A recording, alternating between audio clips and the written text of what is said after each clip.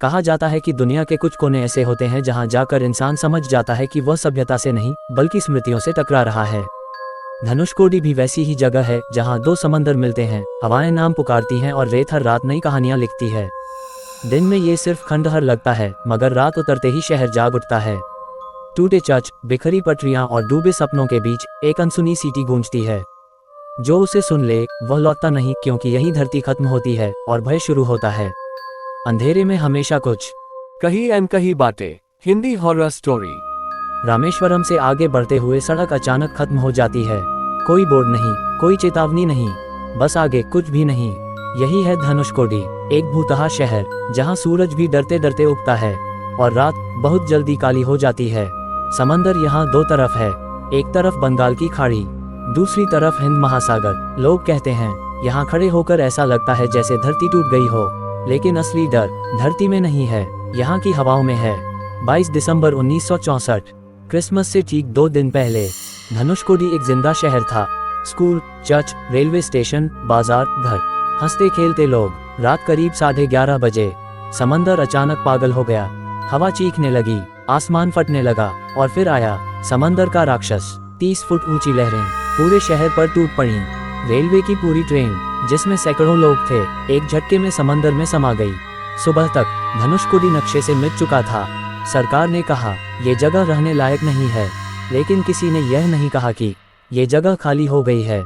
आज के समय में धनुषकोडी जाना मना नहीं है, लेकिन रात में रुकना मना है। अर्जुन, एक ट्रैवल व्लॉगर, इन सब बातों को बकवास समझता था। उसने तय किया, मैं रात धनुषकोडी में बिताऊंगा। शाम ढलते ही जब आखिरी टूरिस्ट गाड़ी वापस मुड़ी, अर्जुन अकेला रह गया। हवा तेज थी, रेत उड़ रही थी। तभी उसे सुनाई दिया ट्रेन आ रही है, लेकिन वहां कोई पटरी नहीं थी। रात करीब 12 बजे अर्जुन अपने कैमरे से रिकॉर्ड कर रहा था। अचानक कैमरे की स्क्रीन पर एक आकृति दिखी, एक औरत, सफेद साड़ी, समंदर की ओर देखती हुई। अर्जुन ने पलटकर देखा, पीछे कोई नहीं, लेकिन कैमरे में वह औरत अब भी थी। धीरे धीरे उसने गर्दन घुमाई। उसका चेहरा नहीं था, सिर्फ खाली अंधेरा, और फिर कैमरा बंद हो गया। धनुषकोडी का टूटा हुआ रेलवे स्टेशन आज भी खड़ा है। लोग कहते हैं रात 1:17 बजे, वही समय जब ट्रेन डूबी थी, यहाँ घंटी बजती है। अर्जुन वहां पहुंचा। 1:16, हवा रुक गई। 1:17, घंटी बजी, और फिर सैकड़ों लोगों की चीखें, बच्चों की रोने की आवाज, लोहे के मुड़ने की आवाज। अर्जुन जमीन पर गिर पड़ा। किसी ने उसके कान में फुसफुसाया, हम अभी भी यहीं हैं। धनुषकोडी का पुराना चर्च अब सिर्फ दीवारें हैं, लेकिन रात को मोमबत्तियां जलती दिखती हैं। अर्जुन ने देखा टूटी कब्रों के पास छोटे छोटे पैरों के निशान। अचानक कब्रिस्तान के बीचों बीच एक बच्चा खड़ा था, गीले कपड़े, आंखें खाली। उसने कहा, मम्मी ट्रेन में हैं। और फिर वह बच्चा रेत में घुल गया। यहाँ मछुआरे रात को क्यों नहीं आते? क्योंकि उनका कहना है समंदर रात को नाम पुकारता है।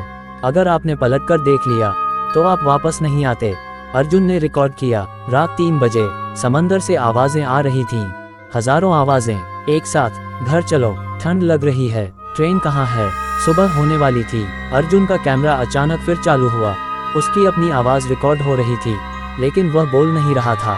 कैमरे में वह खुद दिखा, समंदर की ओर चलता हुआ। आवाज आई, यहाँ धरती खत्म होती है और हम शुरू होते हैं। फिर एक तेज लहर, रिकॉर्डिंग खत्म। अर्जुन कभी वापस नहीं आया। उसका कैमरा 3 दिन बाद समंदर किनारे मिला। आखिरी फाइल अब भी है, और जो भी उसे देखता है कहता है कि वीडियो के अंत में भीड़ में एक नया चेहरा दिखता है। देखने वाले का अर्जुन का कैमरा जब मिला तो पुलिस ने उसे एक आम हादसा समझकर फाइल बंद कर दी। लेकिन एक चीज किसी को समझ नहीं आई, कैमरे की आखिरी फाइल रिकॉर्डिंग बंद होने के बाद भी 17 मिनट तक चलती रही। उस वीडियो में कोई तस्वीर नहीं थी, सिर्फ आवाजें थीं, धीमी, टूटी हुई, जैसे कोई बहुत दूर से बोल रहा हो, टिकट मत लेना। ट्रेन कभी नहीं रुकी, हम उतर ही नहीं पाए। वीडियो सुनते ही एक कांस्टेबल बेहोश हो गया, और जब होश आया उसने सिर्फ एक बात कही, मैंने प्लेटफॉर्म देखा था। धनुषकोडी रेलवे स्टेशन आज सिर्फ खंडहर है, लेकिन 1964 से लेकर आज तक कई लोगों ने दावा किया है रात में वहां पूरा स्टेशन दिखाई देता है।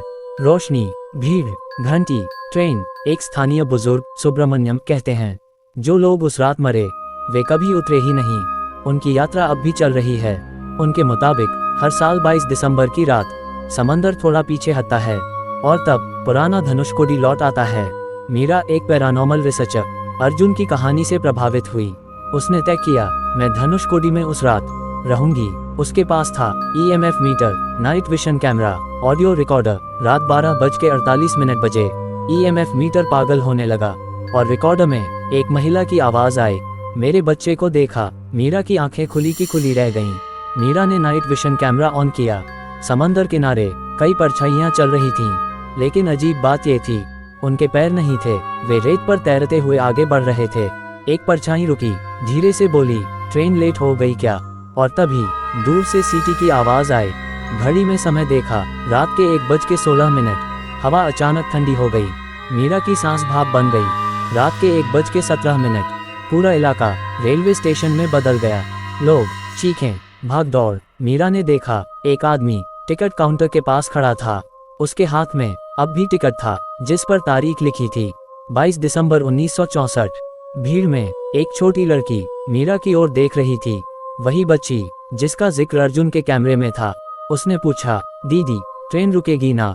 मीरा कुछ बोल पाती उससे पहले समंदर की एक दीवार उनकी तरफ बढ़ी। लोग चिल्लाए और फिर सब कुछ गायब। सुबह 6 बजे रामेश्वरम पुलिस को मीरा की गाड़ी मिली, लेकिन मीरा नहीं, सिर्फ उसका रिकॉर्डर। आखिरी ऑडियो में मीरा की आवाज नहीं थी, बल्कि कई आवाजें एक साथ बोल रही थीं, अब हम पूरे हैं। स्थानीय लोग कहते हैं, अगर आप धनुषकोडी में अचानक भीड़ महसूस करें या किसी को टिकट पकड़े देखें, तो समझ जाए वह 1964 अभी खत्म नहीं हुआ। हर साल 22 दिसंबर की तारीख धनुषकोडी में अलग होती है। दिन में सब कुछ सामान्य लगता है, खंडहर, रेत, टूटी दीवारें। लेकिन जैसे ही सूरज डूबता है, हवा का रंग बदल जाता है। स्थानीय लोग कहते हैं, इस रात समंदर सांस नहीं लेता, वो याद करता है, और जो याद किया जाता है वो लौट आता है। तमिलनाडु सरकार ने एक अजीब नोटिस जारी किया था, जिसे कभी ज्यादा प्रचार नहीं मिला। 22 दिसंबर की रात धनुषकोडी क्षेत्र में किसी भी प्रकार की गतिविधि पूरी तरह प्रतिबंधित है। कोई वजह नहीं लिखी गई, लेकिन कोस्ट गार्ड के एक रिटायर्ड अफसर ने बताया, हमने उस रात रडार पर पूरा शहर देखा था।